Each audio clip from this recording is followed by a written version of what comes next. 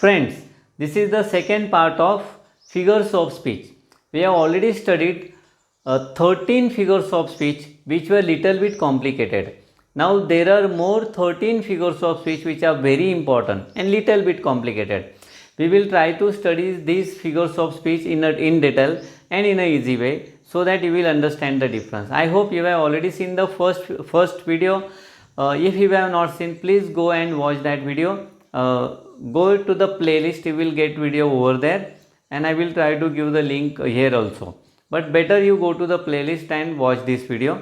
Now here we are going to see the next 13 figures of speech. Let us study them.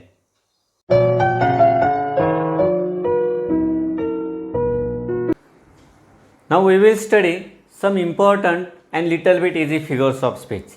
And again, there are little bit differences between these figures of speech that we are going to study. The first one is apostrophe. What is apostrophe? Apostrophe is nothing but direct address to somebody who is not present at the time of speaking, or who is not alive at the time of speaking, or it may be any non-living thing, or it may be an idea. When we give direct address to the non-living thing, for example, here I have a fan, and if I talk to fan, oh fan, so cool air you give me. Now when I directly address to fan, what does it mean? It means that I am using this figure of speech, that is apostrophe. So what is apostrophe? There is a direct address to the non-living thing, to the dead one, to the absent or an idea. For example, now liberty is an idea. Now liberty is not a person, liberty is not any animal, liberty is not a non-living thing or a dead one. So what is liberty? It is an idea. Oh liberty, what crimes have been committed in thy name? So directly the poet is addressing to the liberty that there are so many crimes which are done just on your name. Next example, roll on thou deep and dark ocean, roll. Now here the poet is talking to the ocean, directly addressing to the ocean. Actually ocean is not living thing, but still poet assumes that it is a human being and he talks to him. Wow, how it talks? Roll on thou deep and dark ocean. Rolling on means the way of tide, the way the tide comes and go. What happens? Actually the water rolls, and therefore the poet says, roll on thou deep and dark ocean, roll.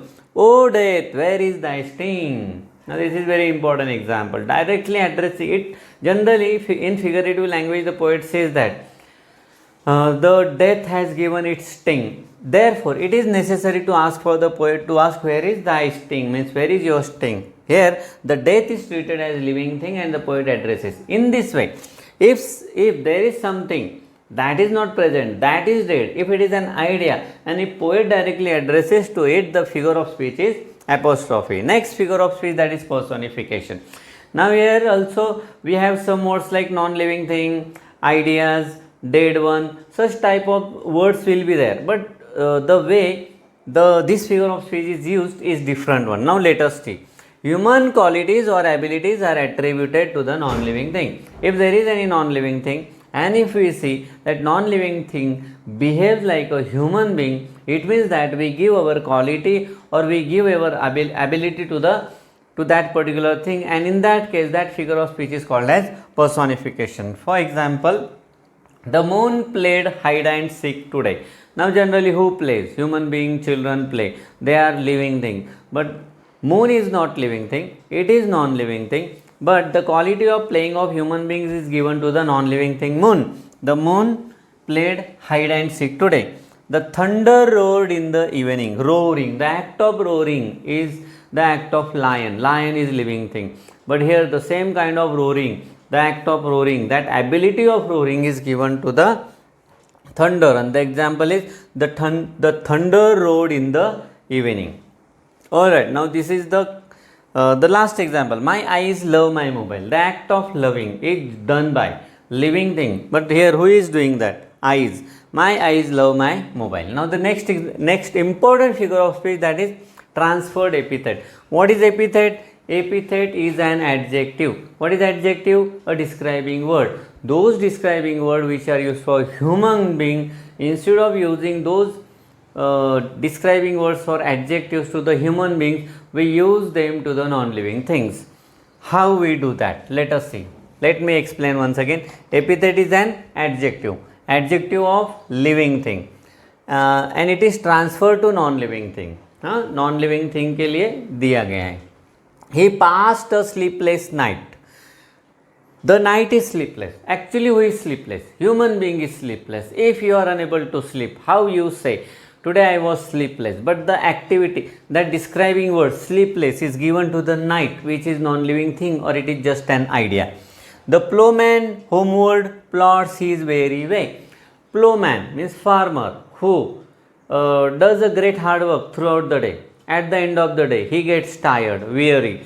But instead of using that very word to the farmer, that very word is used there to the way. The plowman homeward plods his weary way. That very way, weary is the describing word that is used for the human being, but instead of using it to human being, here we have used to the plowman, way. Here we have used it to way. Therefore, this figure of speech, this epithet or adjective is transferred from human being to non-living thing. Next one is metonymy. What is metonymy? In metonymy, directly word is substituted. For example, here I have given an example. The pen is mightier than the sword. Now pen. Who can we say that pen is mightier? No. Who is this pen? Pen is nothing but the person who uses the pen, and that person is writer. So the word writer has been replaced by the word pen, or the word writer is substituted by the word pen. In this way, when we substitute one word with another word, at that time figure of speech is metonymy. The pen is mightier than the sword. Sword. Now what is this sword? Sword actually represents warrior. There we should use warrior, but that word warrior is actually replaced by the word sword, and therefore when we use such one word for another word, the figure of speech is metonymy. There are many examples I have given. The bench for judges. Instead of saying judges, what we say bench. Instead of saying members of Lok Sabha, what we say the house. Instead of saying British soldiers, what we say red coat. Sailors are always substituted with blue jacket. And the king, the word king is replaced by the word crown. In this way, when we use one word for another, the figure of speech is metonymy. Now there is little bit confusion between them. We should realize that difference. Here we have given just adjective of the human being to the non-living thing.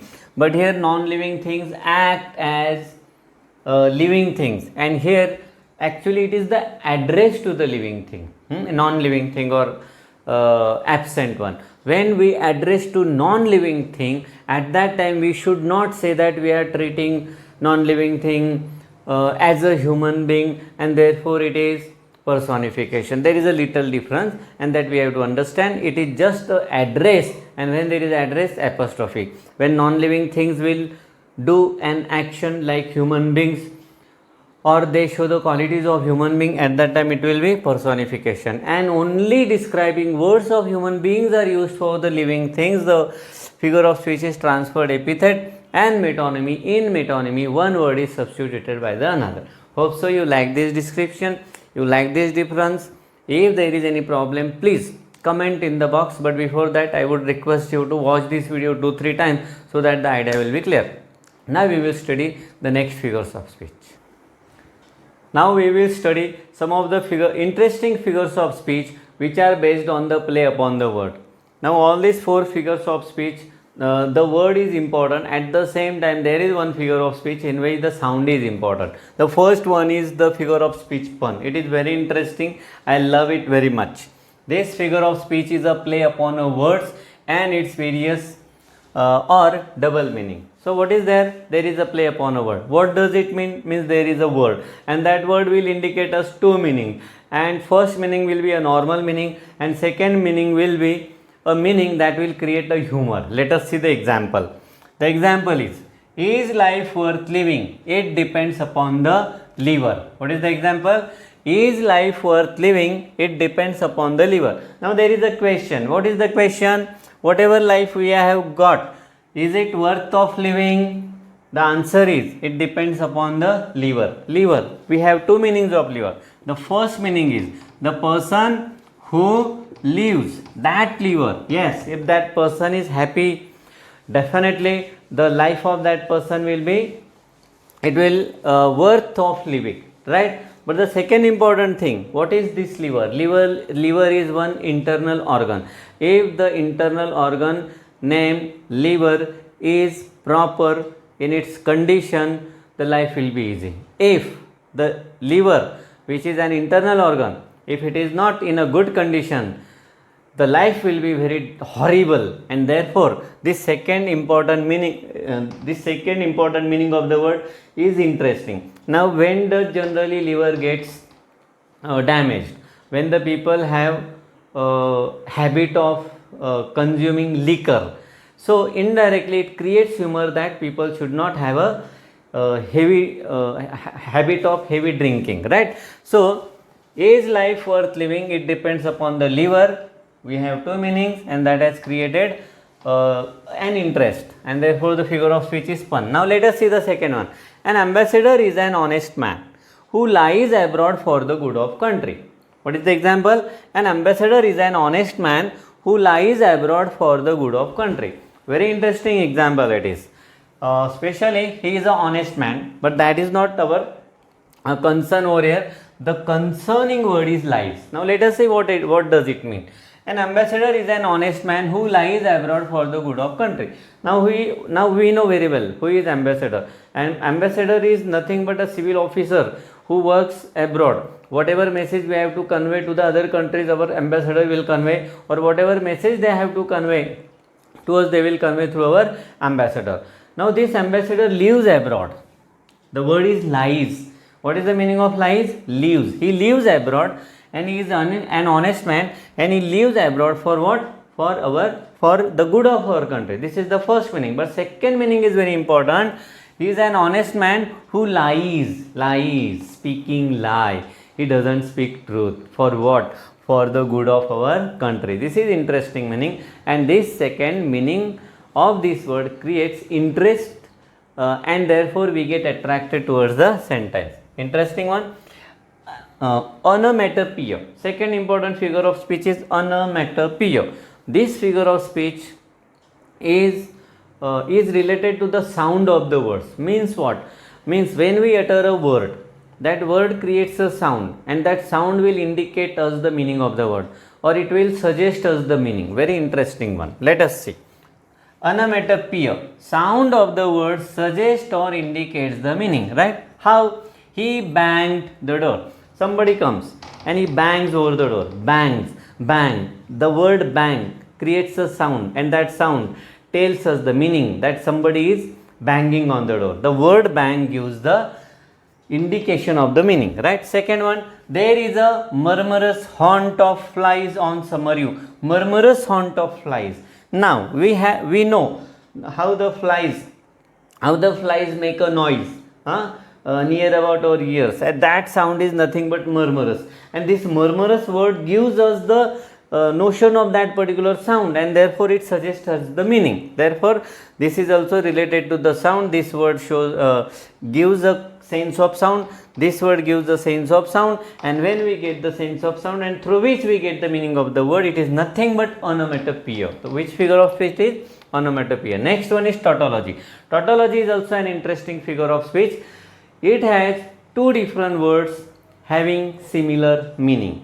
Now two different words are used for the same meaning. If it happens in a sentence, what figure of speech it will be? It will be tautology. For example, let me read the definition. It consists in repeating the same fact or idea in different words. For example, it is true fact. Fact is always true, and whatever truth is, it is fact. These are two different words. They have similar meaning. Still they are in one sentence. Actually, grammatically this sentence is wrong, but figuratively or metaphorically, a poet can use such type of construction, and we have to accept it.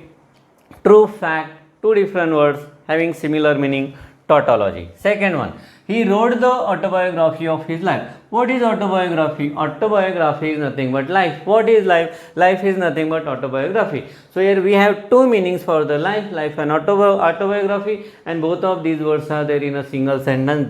Therefore, the figure of speech used in this sentence or this line is tautology. Alright, one more example is there. I rejoiced at the happy sight. Which sight? Happy. Happy means what? Rejoice. So the two similar words are used for happiness, and therefore here also figure of speech is tautology. Alright, next important one, inversion. What is inversion? It is very easy figure of speech. What it is?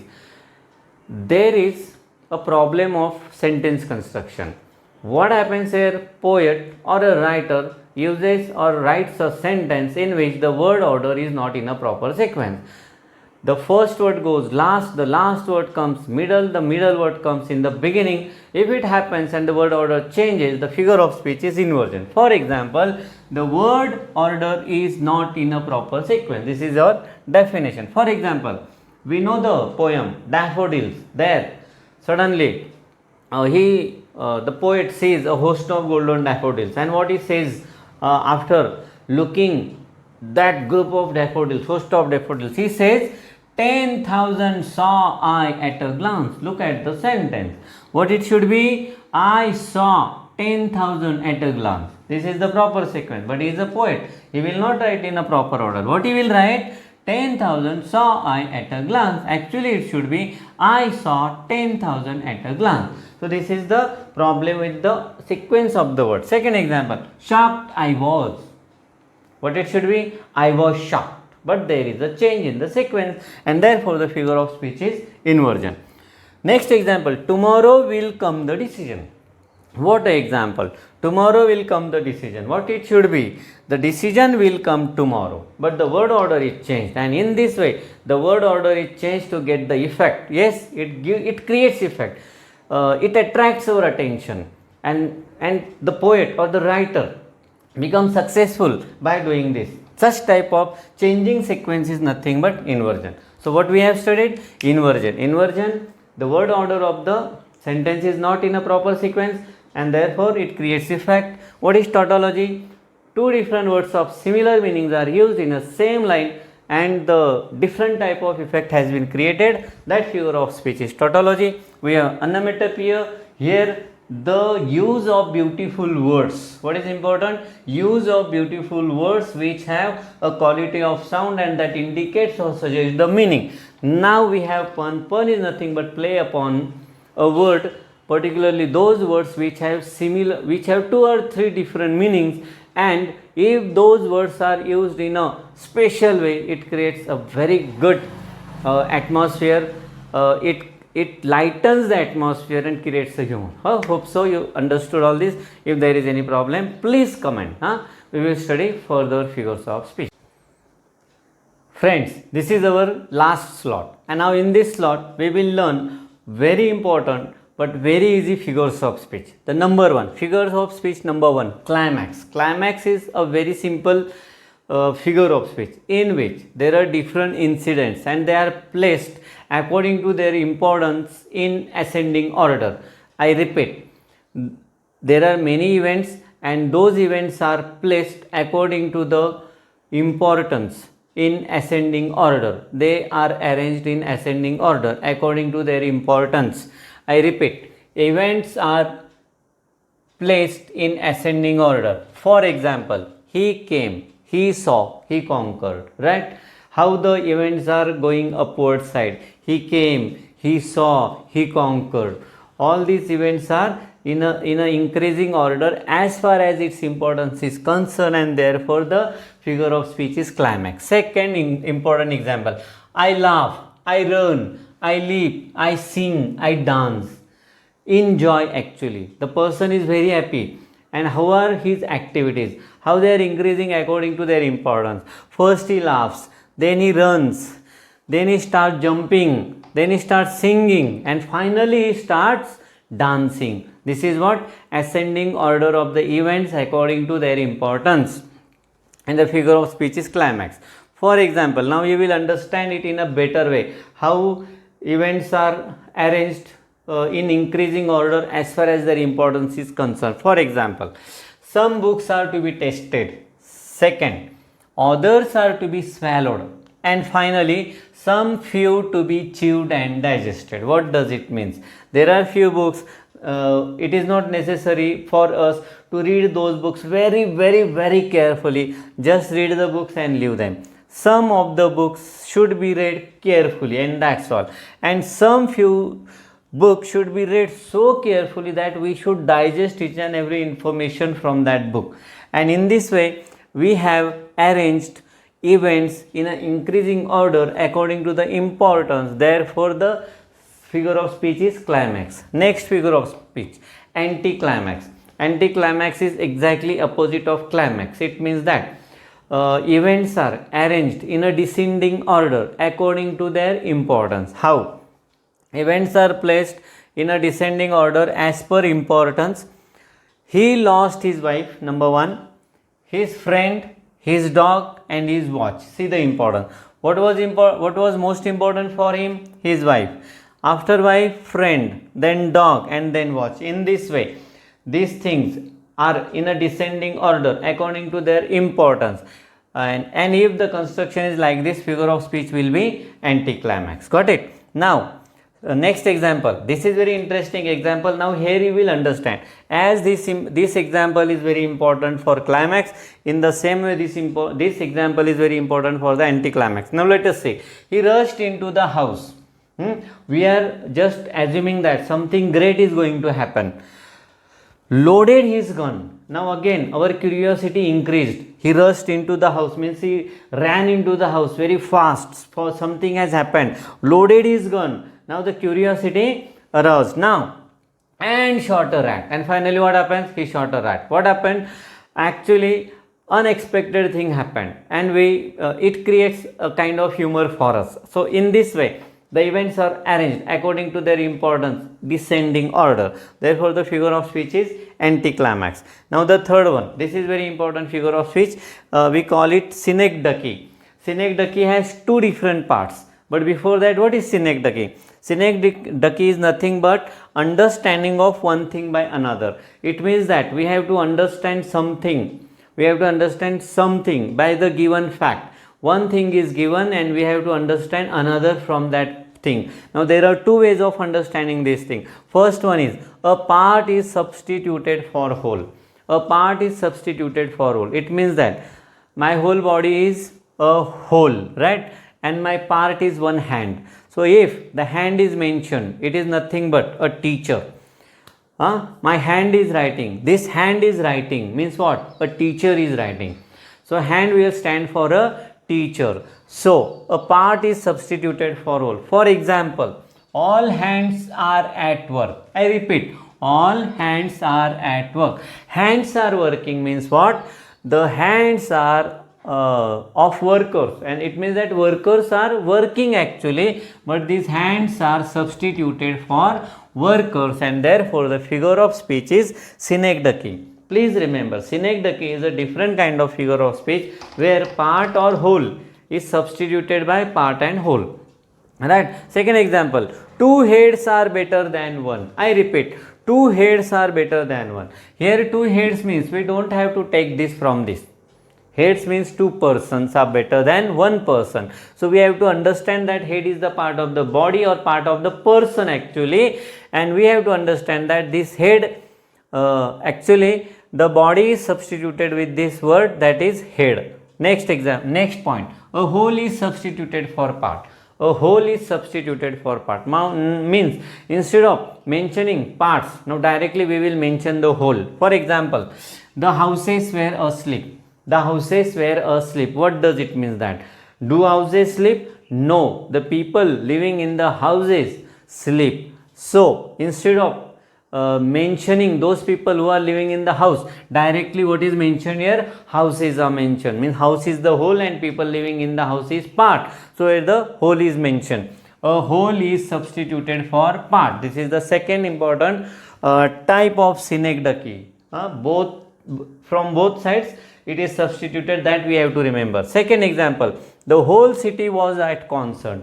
The whole city was at concert. It means that the people from that city, all people from that city had visited the concert. This is what we have to understand, that here city is used as a whole for part. Part means people, but instead of saying people, here the speaker has used this word, that is whole. Got it? Part is here, whole is substituted and here part is substituted. Got it? Alright, now these simple two figures of speech, finally we are coming to them. Generally people teach this in the beginning, but it is you people have learned it, that therefore I have decided to teach it at the end of the session. Simile. What is simile? Simile is comparison between two dissimilar objects. This word is very important. Which? Dissimilar objects. Very important. Why important? Because two similar things are compared. We cannot call it simile. I repeat. If the two similar things are compared with each other, we cannot call it simile. Then what is simile? Two different things should be compared and there should be one common thing in between them. I repeat, comparison between two dissimilar objects having one common quality. There should be one quality in common in both of them. For example, thy soul was like a star. Thy soul was like a star. Soul is innocent, star is innocent, the quality is innocent. Therefore, the soul and star is compared with each other by using word like. We can use here another word also, that is as. Oh my loves like a red, red rose. Oh my loves like a red, red rose. Here, my love is compared with the rose, and what is the common quality between them?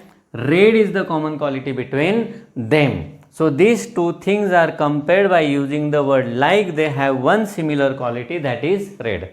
Got it? It's very easy. We have two words, as and like, to compare two different objects. Two different objects again and again I am talking about. Now the next one is metaphor. Metaphor is the last figure of speech that we are going to study now. This is nothing but compressed simile. Compressed simile means what? Whatever sentence we have got in simile, we just compress it by removing the words like and as. How we do that? For example, a sea of people listen to the leader. Sea of people. What we did? We did not compare like, means the crowd was as big as sea. We have not compared like this. Directly what we said, a sea of people. That is, we have compressed the sentence, right? Next, variety is a spice of life. Here also we have compressed this you will understand in a better way. He is a monkey. He is a monkey means he behaves like a monkey. Instead of saying he behaves like a monkey or he speaks like a monkey or he jumps like a monkey, directly what we are saying, he is a monkey. Alright, hope so you understood. Once again, climax is nothing but the things or the events are arranged in an ascending order according to their importance. In anti-climax, actions are arranged in a descending order according to their importance.